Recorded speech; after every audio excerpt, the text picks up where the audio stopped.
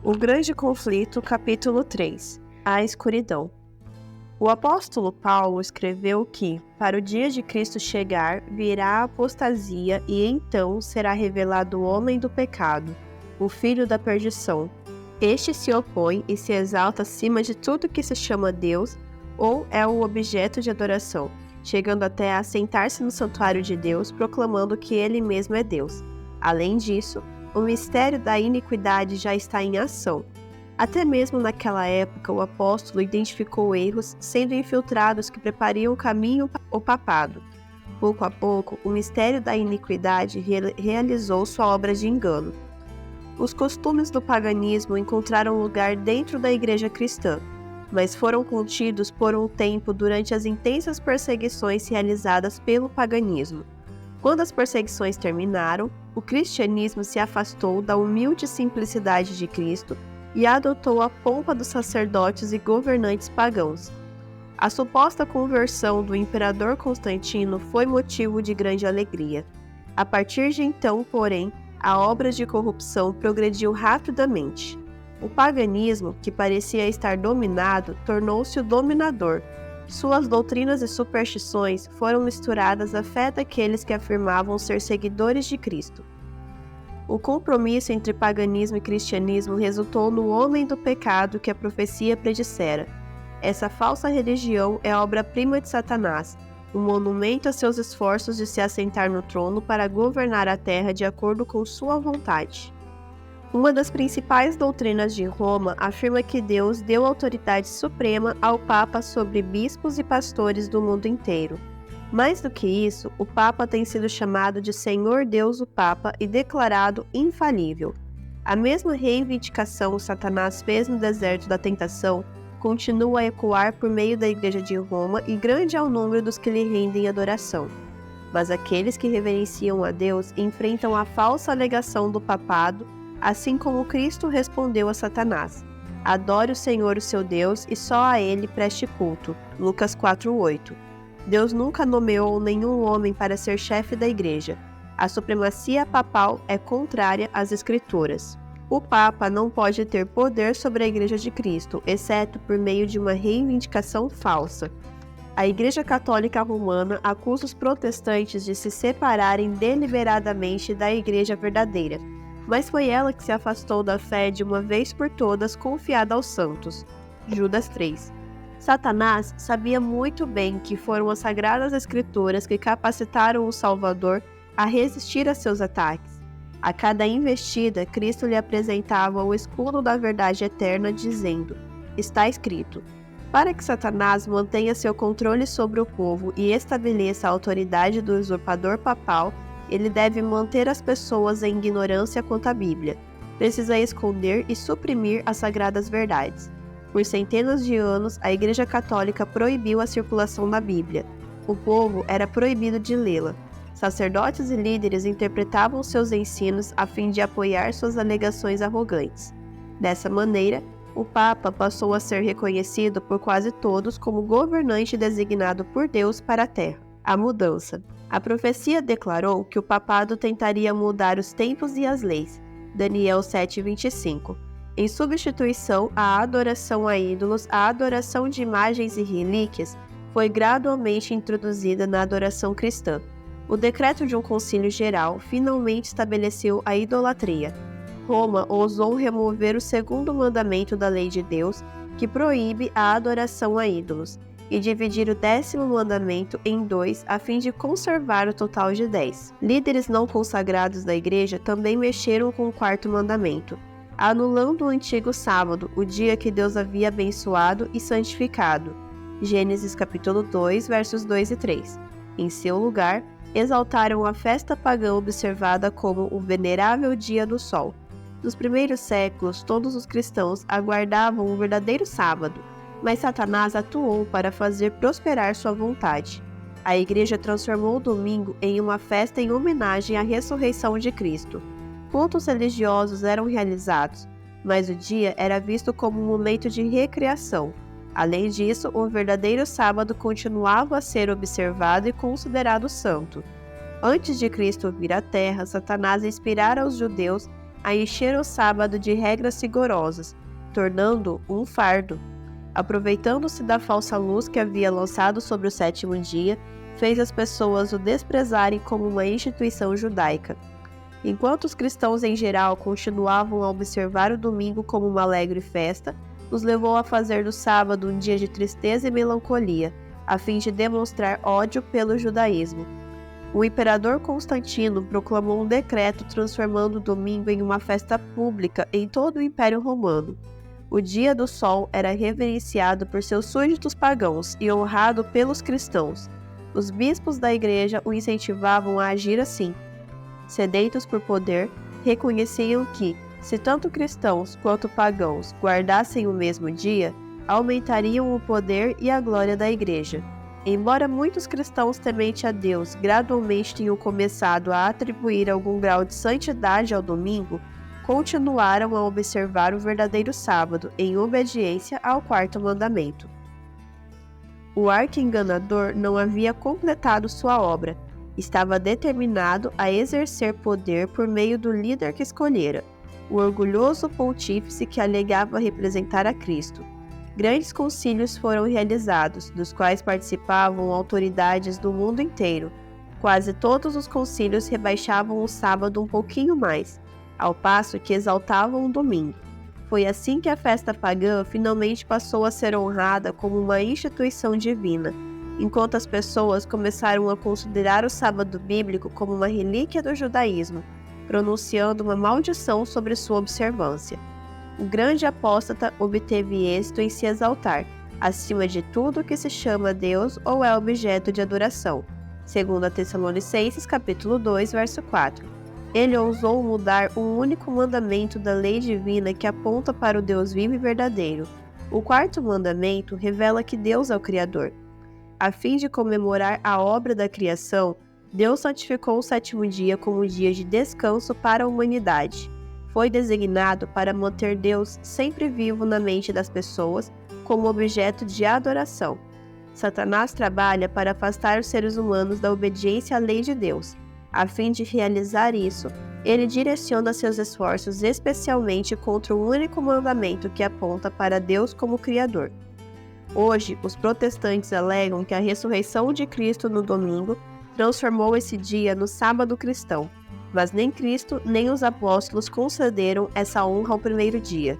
A observância ao domingo teve sua origem no mistério da iniquidade, segundo Tessalonicenses capítulo 2, verso 7, que já havia começado sua obra desde os dias de Paulo.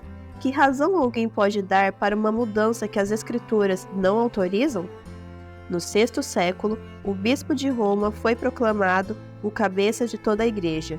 O paganismo foi substituído pelo papado. O dragão deu à besta o seu poder, o seu trono e grande autoridade. Apocalipse capítulo 13, verso 2.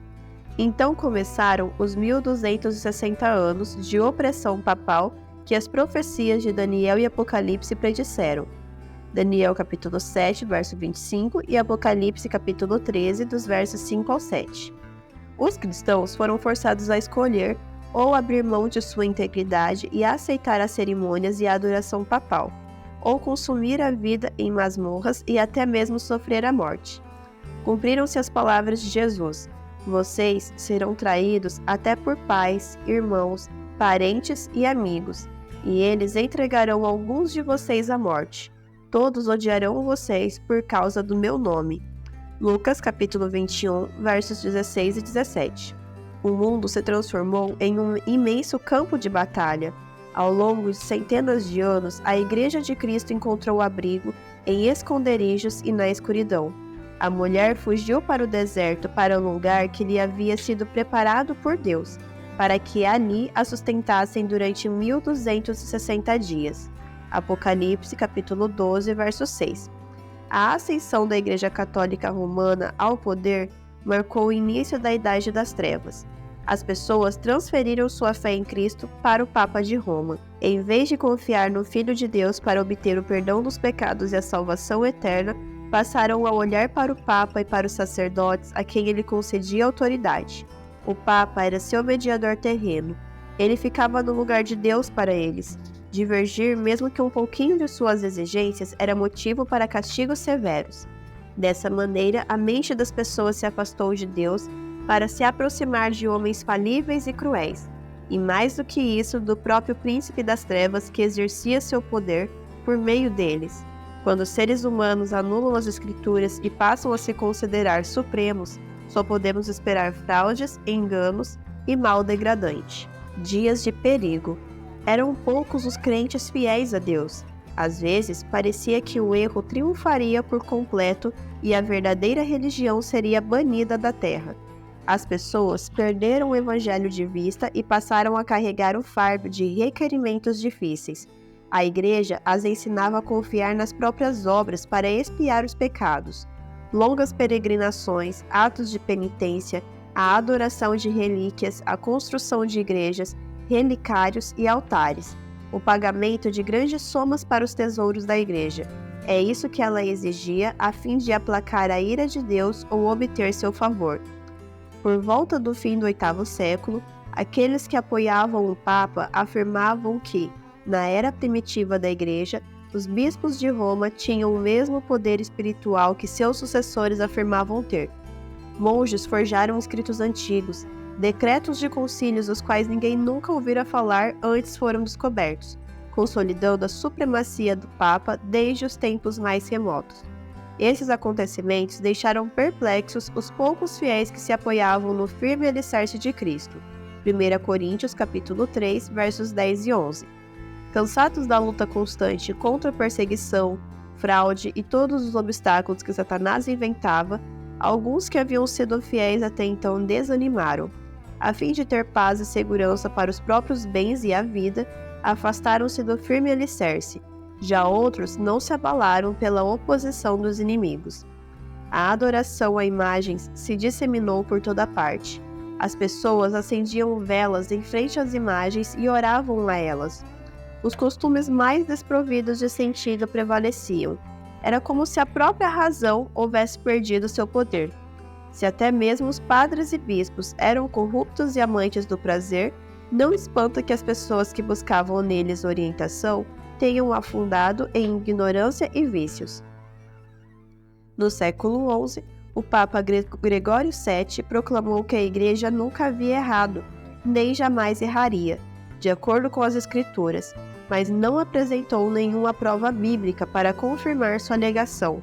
O orgulhoso pontífice também afirmou ter poder para destituir imperadores. Esse promotor da infalibilidade demonstrou seu caráter tirano no tratamento que dispensou ao imperador alemão Henrique IV. Por ter ousado desconsiderar a autoridade papal, esse monarca foi excomungado da igreja e demovido do trono. O decreto do Papa encorajava os próprios príncipes de Henrique a se rebelarem contra ele. Henrique sentiu a importância de fazer as pazes com Roma. Com a esposa e um servo fiel, atravessou os Alpes no meio do inverno a fim de se humilhar diante do Papa. Quando chegou ao castelo de Gregório, foi levado para um pátio externo.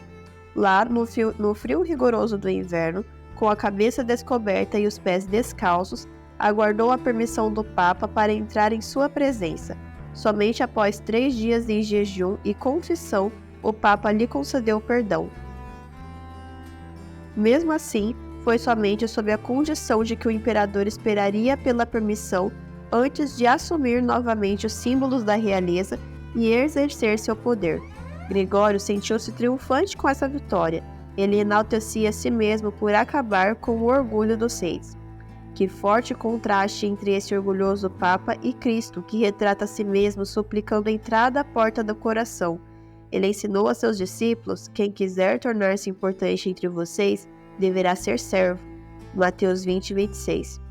Mesmo antes da instituição do papado, os ensinos dos filósofos pagãos já exerciam influência na igreja. Muitos ainda se apegavam às crenças da filosofia pagã e incentivavam os outros a estudá-la como forma de estender sua influência entre os pagãos. Erros graves se infiltraram na fé cristã dessa maneira. Como as ideias falsas surgem? Um dos principais ensinos falsos era a crença de que somos imortais por natureza e conscientes após a morte. Essa doutrina lançou as bases para que Roma instituísse orações aos santos e a adoração da Virgem Maria. Dela também surgiu a heresia do tormento eterno para aqueles que se recusam a se arrepender. Essa crença se tornou parte da fé papal nos primeiros anos da Igreja. Isso abriu caminho para mais uma invenção do paganismo, o purgatório, que a Igreja usava para aterrorizar os supersticiosos. Essa heresia afirmava que existe um lugar de tormento no qual as almas daqueles que não merecem a condenação eterna sofrem o castigo por seus pecados, e depois disso, quando livres da impureza, são admitidos no céu. Roma ainda precisava de outra mentira a fim de poder se aproveitar dos temores e vícios de seus seguidores, a doutrina das indulgências. A Igreja prometia a remissão completa de pecados passados, presentes e futuros a todos aqueles que se alistassem nas guerras papais para punir seus inimigos ou exterminar aqueles que ousavam negar sua supremacia espiritual. Ao pagar somas de dinheiro à Igreja, as pessoas podiam se livrar do pecado e também liberar a alma de amigos que haviam morrido e estavam passando pelas chamas de tormento. Dessa maneira, Roma encheu seus tesouros e conseguia sustentar a magnificência, o luxo e o vício dos supostos representantes de Jesus, que nem tinha onde repousar a cabeça. A ceia do Senhor foi substituída pelo sacrifício idólatra da Eucaristia. Sacerdotes papais alegavam transformar o simples pão e vinho no verdadeiro corpo e sangue de Cristo. Com presunção blasfema, reivindicavam abertamente o poder criador do Deus que fez todas as coisas. Os cristãos eram compelidos a professar a fé nessa heresia que insulta o céu, ou deveriam enfrentar a morte. No século XIII, a Igreja instituiu a arma mais terrível do papado, a Inquisição. Em seus concílios secretos, Satanás e seus anjos controlavam a mente de homens maus. Um anjo de Deus estava no meio deles de forma invisível, fazendo o terrível registro de seus decretos perversos, escrevendo a história de atos terríveis demais para os olhos humanos contemplarem. Babilônia, a Grande, estava embriagada com o sangue dos santos. Apocalipse 17, versos 5 e 6. O corpo dilacerado de milhões de mártires clama a Deus por vingança desse poder apóstata. O papado havia se tornado o déspota do mundo. Reis e imperadores se submetiam aos decretos do pontífice romano. Por centenas de anos, as pessoas aceitaram as doutrinas de Roma sem questionar, honravam o clero e sustentavam liberalmente. Desde então, a Igreja Católica nunca conquistou maior dignidade, esplendor ou poder, mas o meio-dia do papado foi a meia-noite do mundo. As escrituras eram praticamente desconhecidas. Os líderes papais odiavam a luz que revelaria seus pecados. Como foi removida a lei de Deus, o padrão de justiça, vícios eram praticados sem restrição. Os palácios dos papas e de outros líderes da Igreja eram cenários de vil imoralidade. Alguns dos papas eram culpados de crimes tão revoltantes que governantes seculares tentaram depô-los, pois eram tão perversos que não podiam ser tolerados. Durante séculos, a Europa não fez progresso nenhum no ensino, nas artes e na civilização. Uma paralisia moral e intelectual havia recaído sobre a cristandade. Essas condições foram as consequências do banimento da palavra de Deus.